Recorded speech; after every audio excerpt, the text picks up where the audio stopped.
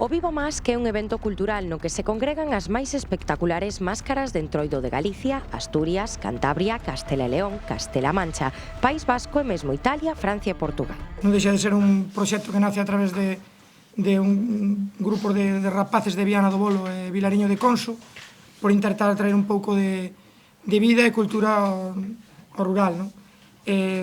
Entón creo que para nós é moi importante ter un apoio institucional como que levamos tendo durante estes últimos 10 anos, co cal, pois, conxuntamente cos nosos dous concellos, sería imposible sacar adiante un proxecto do calado que está collendo cada ano, e cada ano pois ten máis repercusión tanto mediática como un crecemento de grupos, non?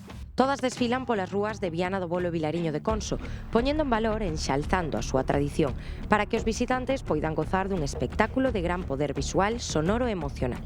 É o único fin de semana no ano que podedes ver en Galicia unha xuntanza de máscaras tradicionais de diferentes lugares da península, pero congregados nun mesmo sitio, o sábado en Viana e o domingo en Vilariño. E aparte desto, pois creo que temos actividades culturais para todos os gustos, para todas as idades, e creo que é unha experiencia única que hai que vivir polo menos unha vez na vida. A primeira das xornadas estará centrada en varias citas culturais, como o Encontro Vivo Cultura, unha serie de conferencias sobre temas relacionados coas máscaras. E pola tarde, a partir das 6:30, inaugúrase a mostra 10 anos dan para moito, Vivo Más que en imaxes. A Diputación de Ourense, a través do INORDE, colaboran con esta celebridade. Desde o primer momento colaboran porque é unha tradición dos povos, das súas señais de identidade, e logrando converter nun referente, como digo e dixen, e ratifico a nivel internacional, porque encaixa que a esencia da marca turística que creemos e creamos para esta provincia. Xosé Merelles tamén abundou no carácter singular do Entroido en Galicia, e especificamente dos Entroidos do Oriente Ourensán.